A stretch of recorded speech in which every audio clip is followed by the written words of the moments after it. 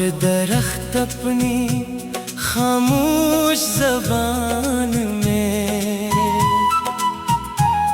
पत्तों को अलविदा कह रहे थे। हुआ के हाथ में एक पुराना नोहा था जो हर शाख से लिपट कर वक्त की गर्द में कहीं गुम हो जाता था।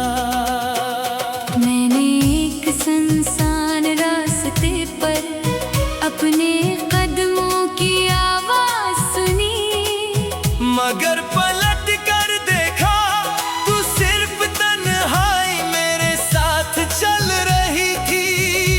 इसने कुछ नहीं कहा, सिर्फ मेरा हाथ थाम कर लंबी खामोशी में बदल गई। चांद आधा था जैसे किसी ने इसका दुख बांट लिया हो। सितारे खामोश थे मगर इनकी रोशनी में बहत से इन कहे किस्से तैर रहे थे। रात का आसमान भी शायद अपने अंदर कई अधूरे ख्वाब दफन किए बैठा था। मैंने दरिया से पूछा क्या सब कुछ बह जाता है? वो मुस्कुराया और बोला पानी आगे निकल जाता है। मगर लहरों की याद किनारों पर देर तक बाकी रहती है। एक पुराना चिराग अब भी दिल के कमरे में जल रहा है। इसकी लो कमजोर जरूर है मगर हार मानना नहीं जानती, वो अंधेरों से लड़ने के लिए नहीं बल्कि ये याद दिलाने के लिए जलती है कि रोशनी कभी मुकम्मल खत्म नहीं होती।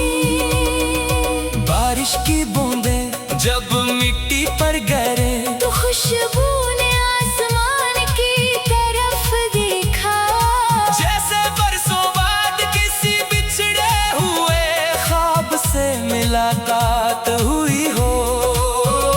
मैंने आईने से नजरें चुराई क्योंकि इसमें चेहरा नहीं वक्त दिखाई देता था। हर लकीरें कहानी थी, हर खामोशी एक सवाल और हर मुस्कुराहट पीछे एक थका हुआ सफर छुपा था। रात के आखिरी पहर एक सितारा टूटा मगर इसने शोर नहीं किया। कुछ जुदाइयां भी ऐसी ही होती हैं वो खामोशी से दिल में उतरती हैं और बरसों बाद भी आवाज नहीं करते।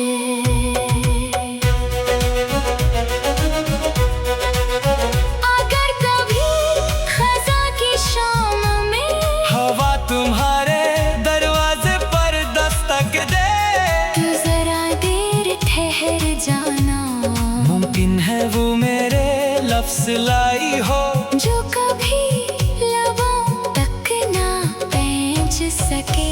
और अगर किसी सुनसान रात तुम्हें आसमान गैर मामूली हद तक खामोश लगे तो समझ लेना कि किसी दूर बैठे मुसाफिर ने अपनी